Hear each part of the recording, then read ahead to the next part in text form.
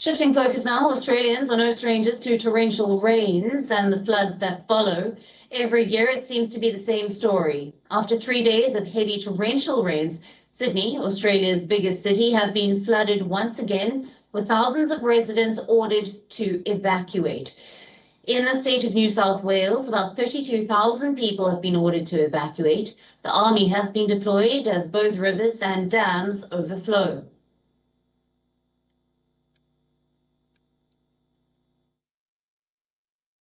We've got around about 30,000 people who are the subject of either an evacuation order or an evacuation warning, and really want to acknowledge the impact that these latest floods are having on those communities of impact.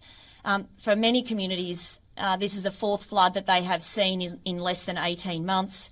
And some of those images are truly heartbreaking, seeing people's homes, their lives turned upside down again, and their livelihoods very much impacted.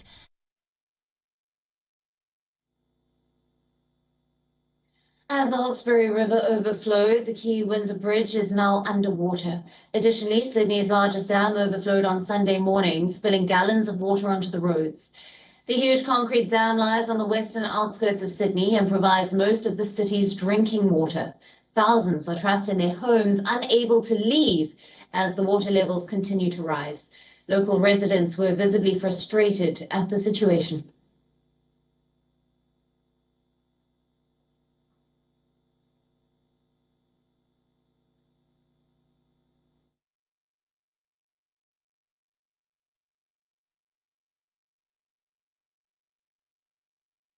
We're over it. We're so over it. 4 times in 3 months is a bit much for all of us. A lot of us aren't coping. There's a lot of people in the area that are elderly with illnesses and stuff like that, and basically we're stuck, we're stranded.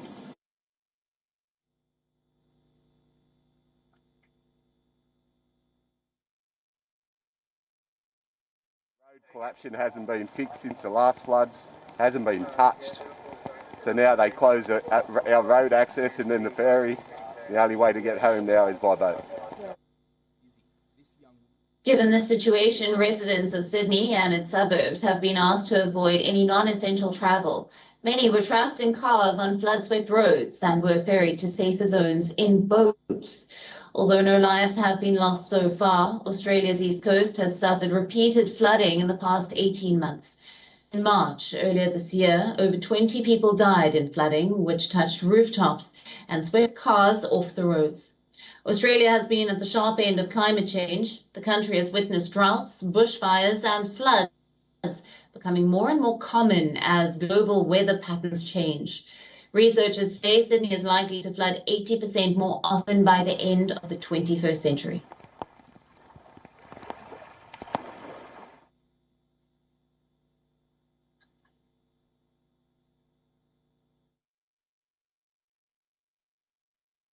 WION, now available in your country.